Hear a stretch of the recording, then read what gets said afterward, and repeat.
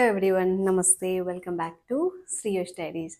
ఈరోజు మన బ్లాగ్ వచ్చేసి 2 పొడులు అయితే చూపిస్తానండి. అవి ఏంటంటే కొబ్బరి కారంతో చేసే పొడులు అనమాట. చాలా సింపుల్ అండ్ ఈజీ ప్రిపరేషన్. ఈ పొడులు మనం ఎనీ బ్రేక్ఫాస్ట్ ఐటెంలోకైనా యూస్ చేసుకోవచ్చు. లైక్ ఉప్మాలో కూడా ఇది పొడి వేసుకుంటే చాలా టేస్టీగా ఉంటుంది. సో ఇంగ్రీడియంట్స్ ఏం కావాలో చూపించేస్తాను పదండి. ఎండు కొబ్బరి అండి, ఇక్కడైతే నేను స్లైసెస్గా కట్ చేసి పెట్టేసుకున్నాను. అలాగే ఒక ఎండుమిర్చి ఒక 15 వరకు తీసుకున్నాను. జీలకర్ర, ఇంకా వెల్లుల్లి, సాల్ట్, ఇవన్నీ మనం మిక్సీలో వేసుకొని ఇప్పుడు పట్టేసుకుందాము.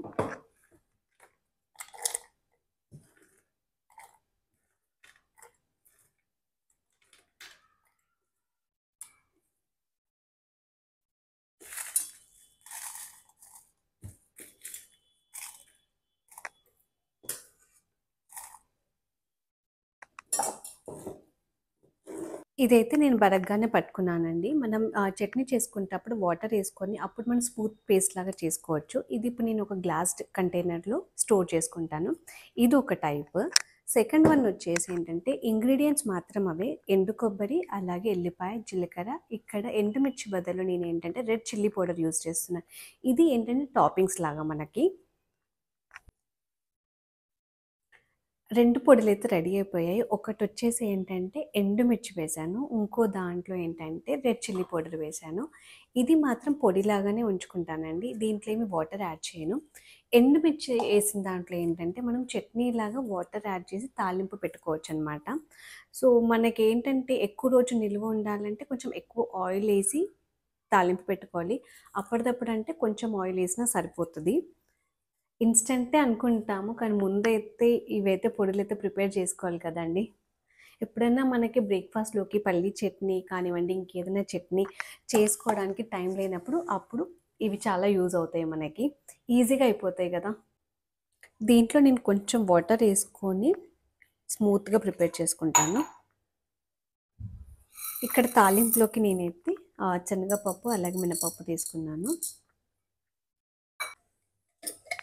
అలాగే ఆవాలు,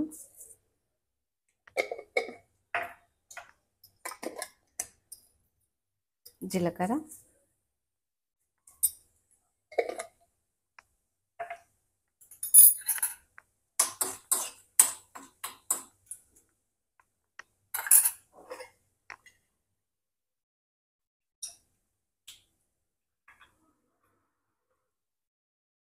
కరివేపాకు.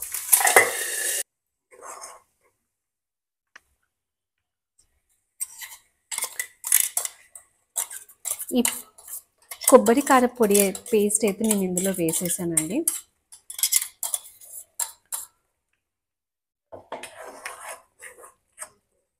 ఇది కొంచెం ఆయిల్ పైకి తేలేంత వరకు మనం ఒక 2 minutes స్టవ్ పైన ఉంచాలి.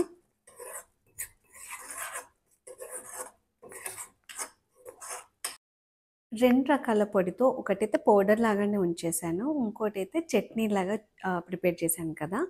ఇది వచ్చేసి ఏంటంటే మామూలుగా మేమైతే యూజువల్లీ పొడిలాగానే ఉంచేసి, ఇష్టం ఉన్న వాళ్ళు నెయ్యితోనన్నా తినొచ్చు, లేకపోతే నేనైతే పల్లీ నూనె యూస్ చేస్తున్నాను. పల్లీ నూనె కొంచెం వేసి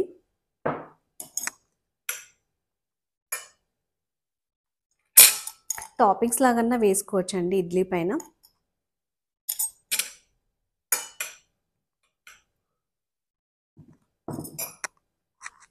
అలాగే ఈ చట్నీ,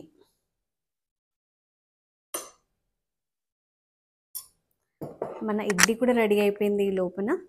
సో 2 పొడులతో, ఒకటి చట్నీ ఒకటి పొడిలాగా, చాలా టేస్టీగా ఉంటుంది. చాలా సింపుల్ అండ్ ఈజీ కదండి కొబ్బరి కారం ప్రిపరేషన్. ఈరోజు మా బ్రేక్ఫాస్ట్ వచ్చేసి ఇడ్లీ. ఇప్పుడు బ్రేక్ఫాస్ట్ ప్రిపరేషన్ అయితే అయిపోయింది. నెక్స్ట్ ఇప్పుడు ఇంకా లంచ్ ప్రిపరేషన్లోకి వెళ్ళాలి. అదండి ఈరోజు బ్లాగ్ వచ్చేసి. మీకు ఎలా అనిపించింది ఈ బ్లాగ్? నచ్చితే ఒక చిన్న లైక్ చేసి నన్ను సపోర్ట్ చేయండి. Thank you all for watching. Take care. నమస్తే.